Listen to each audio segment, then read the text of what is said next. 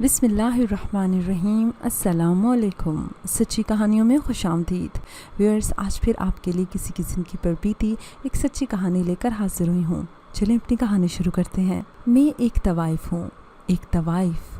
اوہو، آپ نے تو نفرت سے ناک سکیڑ لیے۔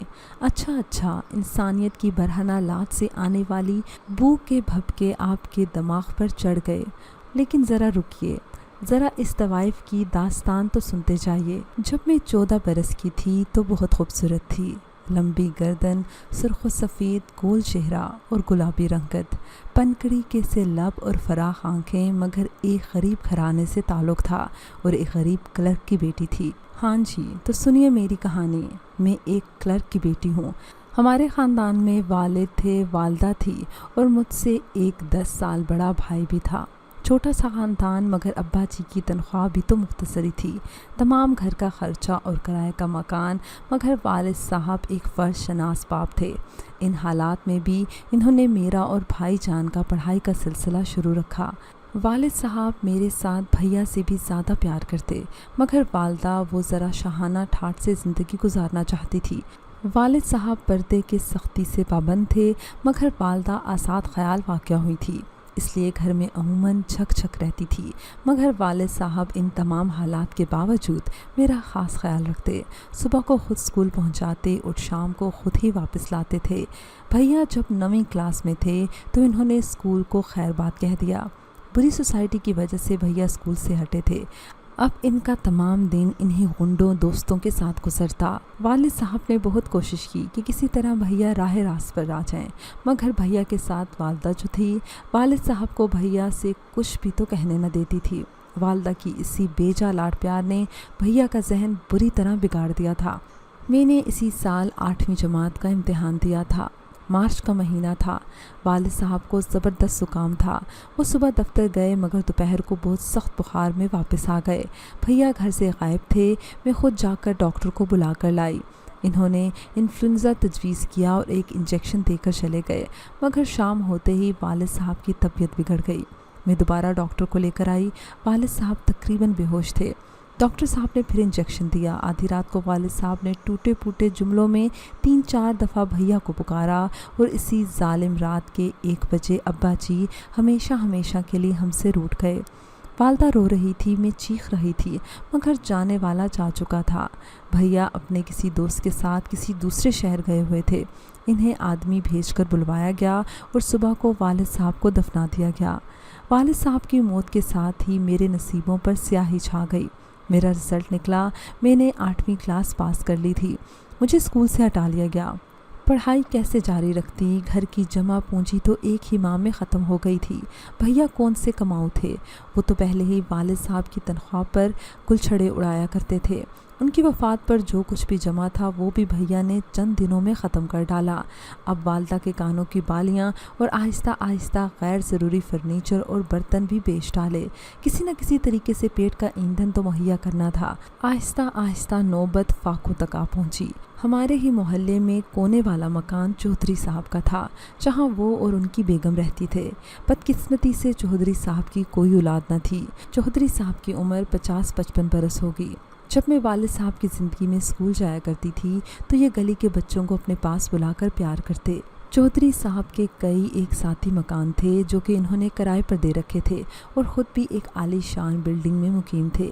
ان کی بیگم والد صاحب کے مرنے کے بعد کبھی کبھی ہمارے گھر آتی اور کچھ نہ کچھ والدہ کو بطور انعام دے جاتی، مگر دوسروں کی امداد سے کہاں تک گھر کا خرچہ چلتا ہے۔ ایک روز چودھری صاحب کی بیگم تشریف لائی۔ ہم رات سے بھوکے بیٹھے تھے۔ انہوں نے جب ہماری یہ حالت دیکھی تو کہنے لگی، دیکھو بہن، اس طرح زندگی نہیں گزرنے لگی۔ ہماری نوکرانی ملازمت چھوڑ کر چلی گئی ہے۔ اگر آپ چاہیں تو آپ کی بیٹی ردا اسی تنخواہ پر ہمارے ہاں ملازمت کر سکتی ہے، اور دونوں وقت کا کھانا بھی ہمارے ہاں کھا لیا کرے گی۔ اور ہاں، میں چودھری صاحب سے آپ کے بیٹے ریان کی ملازمت کے بارے میں بھی کہوں گی۔ والدہ نے ہاں کہہ دی، اور میں نے بھی مشکل سے اس ملازمت کو قبول کر لیا۔ کیا کرتے، مجبوری تھی، ان فاقوں سے تو بہتر تھا نا۔ میں اس روز چودھری صاحب کے گھر کام کے لیے گئی تھی۔ والدہ میرے ساتھ تھی۔ آؤ بیٹی، چودھری صاحب کی بیگم ہمیں دیکھتے ہی گویا ہوئیں اور ہمیں ساتھ لے کر مختلف کام سمجھانے لگی۔ بیگم, کسی نے بھاری بھرکم آواز میں پکارا. تم یہیں ٹھہرو, میں چودھری صاحب کے پاس سے ہو کر آتی ہوں. بیگم جلدی جلدی چودھری صاحب کے کمرے کی طرف چلی گئیں. تھوڑی دیر بعد بیگم صاحبہ نے ہمیں وہاں کمرے میں بلا لیا. چودھری صاحب کمرے کے ایک کونے میں بیٹھے اخبار پڑھ رہے تھے. ہمارے جانے پر اخبار ہٹا کر گویا ہوئے. اچھا تو بیگم, یہ ہے نئی نوکرانی. وہ والدہ کی طرف دیکھ رہے تھے اور میں والدہ کی اوٹ میں کھڑی تھی. اجی یہ نہیں, یہ تو بابو جی کی بیوی ہے. بیچارے بڑے نیک آدمی تھے. یہاں کام ان کی بیٹی کرے گی. ردا, ادھر آؤ بیٹی. بیگم صاحبہ کی آواز میں شفقت تھی. میں والدہ کی اوٹ سے نکل کر ان کے سامنے چلی گئی. اچھا یہ ہے آپ کی لڑکی. چودھری صاحب مجھے دیکھتے ہی والدہ سے مخاطب ہوئے. جی ہاں, یہ میری بچی ہے. والدہ آہستہ سے بولی. ماشاء اللہ, آپ کی بیٹی تو بہت خوبصورت ہے. چودھری صاحب جلدی جلدی بولے. اور ہاں, آپ کا لڑکا کیا کرتا ہے آج کل؟ بابو جی کی زندگی میں تو بالکل نکما تھا. چودھری صاحب, وہ کوئی ملازمت نہیں کرتا. آپ اس کی ملازمت کے لیے کوشش کریں. اچھا, میں تمہارے لڑکے کی ملازمت کی کوشش کروں گا, چودھری صاحب بولے. والدہ تو تھوڑی دیر کے بعد گھر واپس چلی گئیں اور میں چودھری صاحب کے گھر کھانا پکانے میں جت گئی. ہر روز صبح چودھری صاحب کے کمرے کی صفائی میرا معمول تھا. میں روزانہ صبح چودھری صاحب کے ہاں پہنچ جاتی اور شام تک کام میں مصروف رہتی. بھیا ابھی 15 دن نہ گزرنے دیتے کہ میری دوسرے ماہ کی تنخواہ بھی آ کر لے جاتے. میں جب بھی چودھری صاحب کے کمرے کی صفائی کرنے جاتی تو وہ میرے کمرے میں موجود ہوتے اور تمام وقت مجھے یوں گھور رہے ہوتے کہ میں انہیں دیکھتے ہی نظریں نیچے کر لیتی. دیکھو, دری اٹھا کر یہاں سے صفائی کرو. کل تم نے صفائی اچھی طرح نہیں کی. کتابیں میز سے اٹھا کر الماری میں رکھو. میرے بستر کو یوں تہہ نہ کیا کرو, وغیرہ وغیرہ. چودھری صاحب متواتر ہدایت دیتے رہتے اور میں نظریں نیچے کیے خاموشی سے کام میں مصروف رہتی. چودھری صاحب کی کوشش یہی ہوتی کہ میں زیادہ تر ان کے کمرے میں ہی رہوں. میرے اس گھر میں آئے 4-5 ماہ کے بعد بیگم صاحبہ کو نمونیا ہو گیا اور وہ بھی چل بسی. مگر اس گھر میں بدستور ملازمہ تھی. چودھری صاحب بیگم کی وفات پر بہت زیادہ سوگوار تھے. زندگی جوں کی توں گزر رہی تھی. میری طبیعت سخت پھٹ چکی تھی. تمام دن چودھری صاحب کے گھر کا کام کاج کرتی اور شام کو واپس آتے ہی چارپائی پر گر پڑتی. صبح پھر چودھری صاحب کا ناشتہ تیار کرنا ہوتا. پھر ایک شام چودھری صاحب کے کچھ مہمان آئے ہوئے تھے. میں شام تک کھانا تیار کرتی رہی. کھانا کھانے کے بعد وہ چلے گئے. چودھری صاحب نے کھانا مہمانوں کے ساتھ نہیں کھایا تھا. میں ان کے لیے کھانا لے کر ان کے کمرے میں گئی. وہ چارپائی پر لیٹے ہوئے تھے. میں نے کھانا میز پر رکھا اور چودھری صاحب کے ہاتھ دھلانے کے لیے پانی لے آئی. چودھری صاحب اٹھے, ہاتھ دھوئے اور کھانے کی میز پر جا بیٹھے. وہ کھانے کھائے جا رہے تھے اور مجھے بھی دیکھے جا رہے تھے. میں آنکھیں نیچے کیے کھڑی رہی. ردا, ادھر آؤ, چودھری صاحب بولے. جی, میں ہکلا کر رہ گئی. ادھر آؤ, پانی دو. میں نے جو ہی پانی کا گلاس بھر کر چودھری صاحب کو دیا, انہوں نے گلاس میز پر رکھ دیا اور دوسرے ہاتھ سے میری کلائی پکڑ لی. میں بالکل زرد پڑ گئی. ردا, تم میری طرف دیکھو. تم مجھ سے اتنا ڈرتی کیوں ہو؟ چودھری صاحب کی آواز مجھے کسی کنویں سے آتی ہوئی معلوم ہو رہی تھی. چودھری صاحب نہ جانے کیا کچھ کہہ رہے تھے. میں نے ایک جھٹکے سے کلائی چھڑائی اور واپس آ کر دروازے کے پاس کھڑی ہو گئی. یہ برتن اٹھا کر لے جاؤ. چودھری صاحب گرجے. میں نے جلدی برتن سمیٹے اور باورچی خانے میں چلی آئی. میں نے برتن وہیں چھوڑ دیے اور تیز قدم اٹھاتی گھر پہنچ گئی. بھیا گھر پر نہیں تھے. والدہ مجھے خالی ہاتھ دیکھ کر حیران رہ گئی. ارے ردا, کھانا نہیں لائی کیا؟ میں چپ رہی. ارے میں پوچھتی ہوں, کھانا نہیں لائے کیا؟ کم بخت, تمہارا بھائی ابھی آ کر کھانا مانگے گا تو اسے میں کیا دوں گی؟ کیا کھانا نہیں بچا آج؟ ماں, میں کل سے چودھری صاحب کے ہاں نوکری پر نہیں جاؤں گی, میں نے جلدی کہا. کیوں؟ امی حیران تھی. کیا کہا تمہیں چودھری صاحب نے؟ کیا نوکر سے لڑ کر آئی ہو؟ امی میری طرف ناراضگی سے دیکھتے ہوئے بولی. امی, چودھری صاحب مجھے بری نظروں سے دیکھتے ہیں. میں بڑبڑائی. اوہو پگلی, ارے چودھری صاحب کی عمر تو تمہارے دادا کے برابر ہے. وہ کیوں کر تمہیں بری نظروں سے دیکھیں گے؟ شرم کرو. یوں نہیں کہتی کہ کام نہیں کر سکتی. اب وہ باپ کے زمانے کے لاڈ چھوڑو اور اب تو کام کرنا ہی پڑے گا. بہانوں سے کچھ نہیں ہوگا. میں دوسرے کمرے میں جا کر چارپائی پر گر پڑی. میرے خدا, میں کیا کروں؟ والدہ جو دکھ درد کی ساتھی ہوتی ہیں اور ایک پاسبان بن کر بیٹیوں کی عزت کی حفاظت کرتی ہیں, وہی ماں مجھ پر کام چوری کے الزام لگا کر نہ جانے مجھے کیوں برباد کرنے پر تلی ہوئی تھی. ساری رات میرے تصور میں چودھری صاحب کی ڈراؤنی آنکھیں پھرتی رہیں, یا پھر ماں کی وہ ڈانٹ. صبح میں دن چڑھے تک چارپائی سے نہ اٹھی. والدہ نے مجھے 2-1 بار آوازیں بھی دیں, مگر میں خاموشی سے لیٹی رہی کہ اتنے میں چودھری صاحب کا ملازم آ گیا.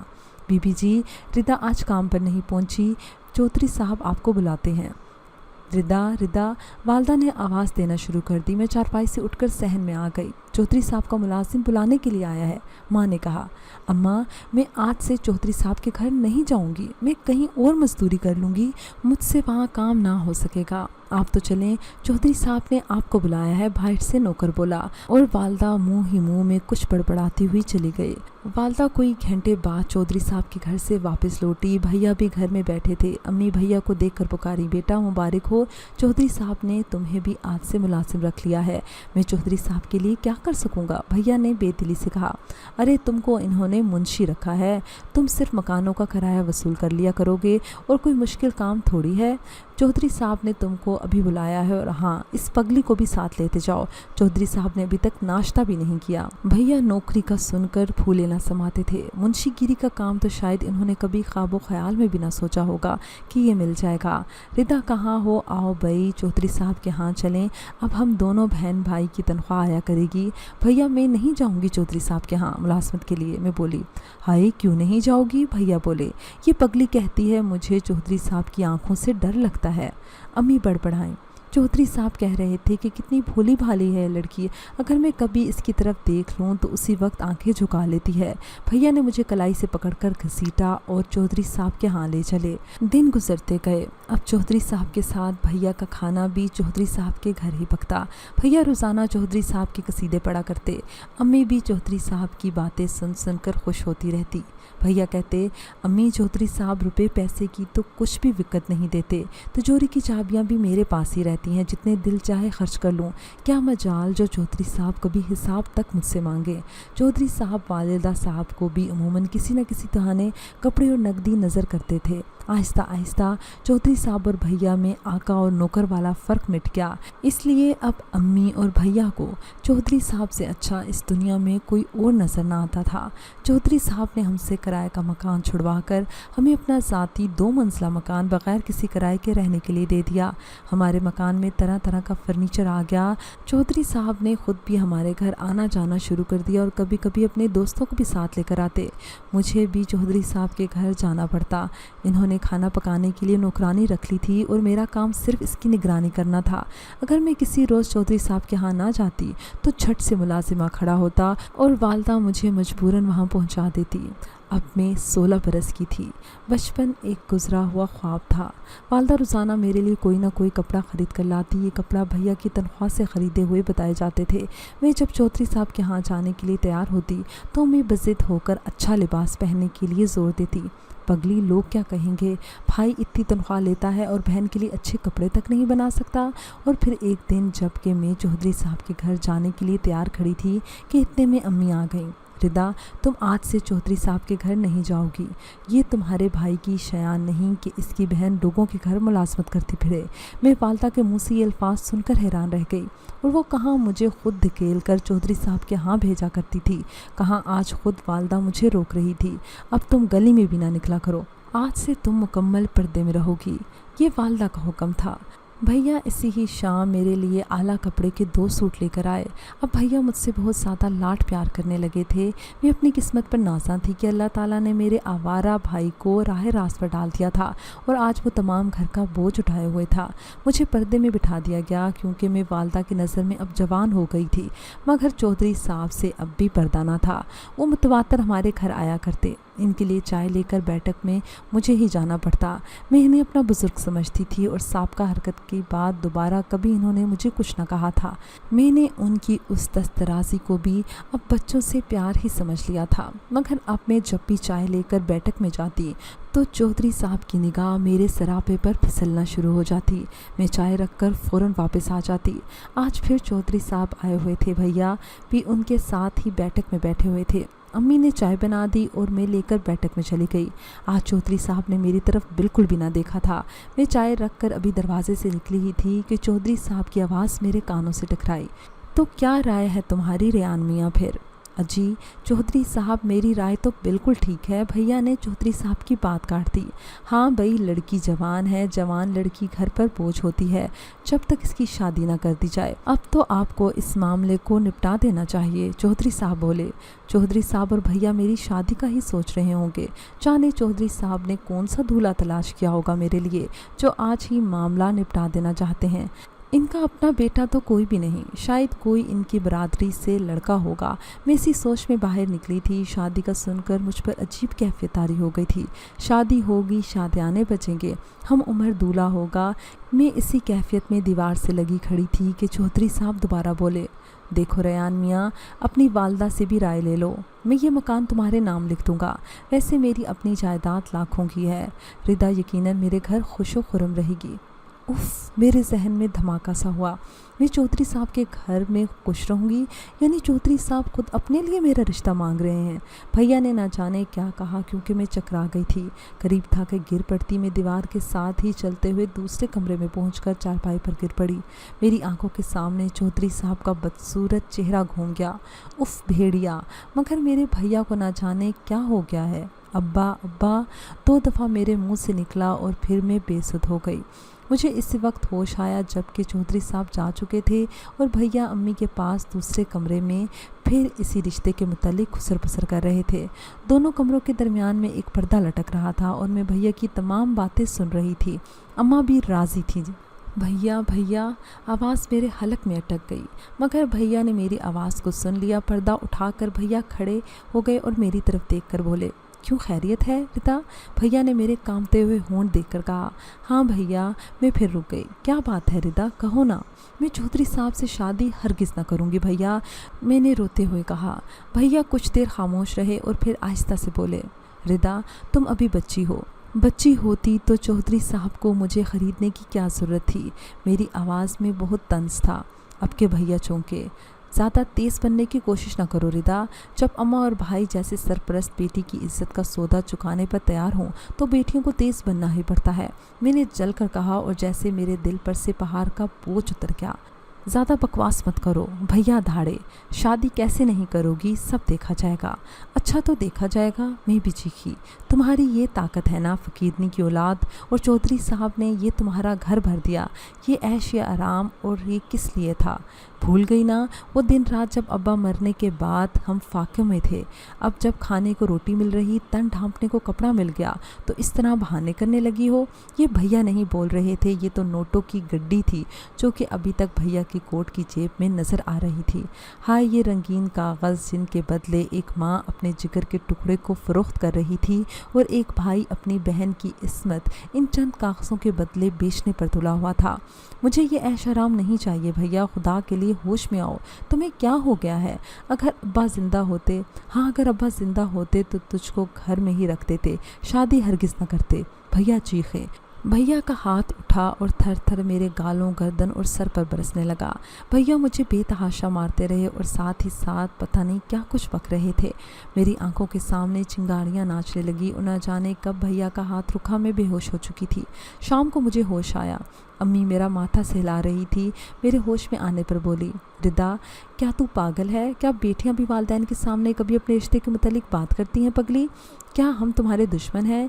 चौधरी साहब माशाल्लाह अमीर तरीन आदमी हैं। ये तो तुम्हारी खुशकिस्मती है, वरना इन्हें रिश्तों की कौन सी कमी है। उठो मुँह हाथ धो लो, क्या हालत बना रखी है। आखिर वही कुछ हुआ। भैया जीत के अम्मी की गर्दन से बेटी का बोझ उतर गया। दूसरे रोज़ चौधरी साहब, काजी साहब और 2 दोस्तों के साथ आए और मेरा निकाह हो गया। चौधरी साहब की नई नवेली में दुल्हन बन गई। दीनी और समाजी कानून की स्याह चट्टान से टकराकर मेरी रूह के मुतालबे चिकनाचूर हो गए। आज मैं इस घर की मालका थी जिसमें कल मैं नौकरानी बनकर आई थी। आज मेरी सुहाग रात थी। चौधरी साहब झूमते झमाते कमरे में दाखिल हुए। हाथ में शराब की बोतल थी, कुछ बाहर से वो पी कर आए थे। रिदा लड़खड़ाती आवाज़ में बड़बड़ाते हुए बोतल को मुंह से लगाकर खटाखट पी गए। मैं पलंग पर बैठी हुई थी। चौधरी साहब थोड़ी देर तक खड़े रहे और फिर कालीन पर धम से गिर पड़े। मुझे इनके मकरूह चेहरे से नफरत थी। मैं मुंह दूसरी तरफ करके बैठ गई। चौधरी साहब कालीन पर बेसुध पड़े थे। शराब की बू कमरे की फिजा को और बुरा बना रही थी। मैं कमरे से बाहर निकलकर कुर्सी पर बैठ गई और तमाम रात अपने नसीबों पर मातम करती रही। जूं तू करके दिन गुजरते गए। चौधरी साहब ने मुझे चराग खाने के बजाय शम्माए महफिल बनाना चाहा। वो चाहते थे कि इनके दोस्त इनकी नौ उम्र दुल्हन को देखकर चौधरी साहब को दाद दें। आहिस्ता आहिस्ता मैं भी इनकी महफिलों का साथ देने लगी। दिन गुजरने के साथ साथ एक तरफ मेरा शबाब अरूज पजीर था और दूसरी तरफ मेरी ज़िंदगी खोखली होकर रह गई थी। मैं अपने बूढ़े शोहर से छुटकारा हासिल करने की तदबीरें सोचने लगी। मेरे लिए खुला रास्ता था। मैं अदालत के ज़रिए भी तलाक हासिल कर सकती थी, मगर अदालत में केस शोहर के घर पर रहकर हरगिज़ ना हो सकता था। भाई के घर जाती तो मुझे दोबारा चौधरी साहब के पास भेज देते या फिर दोबारा नीलामी कर दी जाती। मैं कोई दरमियानी रास्ता तलाश कर रही थी। चौधरी साहब का एक नौ उम्र दोस्त कई रोज़ से चौधरी साहब के पास मिलने आया करता था। मैं उसकी आंखों में अपने लिए पसंदीदगी पड़ चुकी थी। दबी दबी चिंगारियां सुलगने लगी, खून ने जोश खाया और फिर औरत के जज्बाती तकाजे अपनी फितरी रुझान पर उतर आए। मैंने भी चौधरी साहब के दोस्त के पैगाम में मोहब्बत का जवाब मोहब्बत से दिया और फिर आहिस्ता आहिस्ता हम दोनों ने चौधरी साहब से छुटकारे के लिए यहाँ से भाग निकलने का इरादा कर लिया। और फिर एक अंधेरी रात को मैंने तिजोरी खोलकर रकम और जेवरात उठाए और अपने नौ उम्र आशना के साथ मैं लाहौर आ गई। लाहौर में हमने एक आला होटल में कमरा किराए पर ले लिया। मेरी तमाम रकम और जेवरात मेरे आशना के कब्ज़े में थे। हम इस रकम से 2 माह तक गुलछड़े उड़ाते रहे। मैं बराबर अपने आशना पर जोर देती रही कि तनसीखे निकाह का केस चलाया जाए, मगर वो रोज़ाना कोई ना कोई बहाना करके टालता रहा। 2 माह बाद जेवरात भी बिक गए। अब वो तमाम दिन बाहर रहता और रात मेरे पास होटल में बसर करता। आखिर एक दिन एक आदमी को वो अपने साथ लेकर आया। कुछ देर बैठने के बाद वो आदमी वापस चला गया। बाद में मेरे आशना ने बताया कि ये मेरा एक गहरा दोस्त है। आज अचानक इससे मुलाकात हो गई, इसलिए साथ लेकर आ गया हूँ।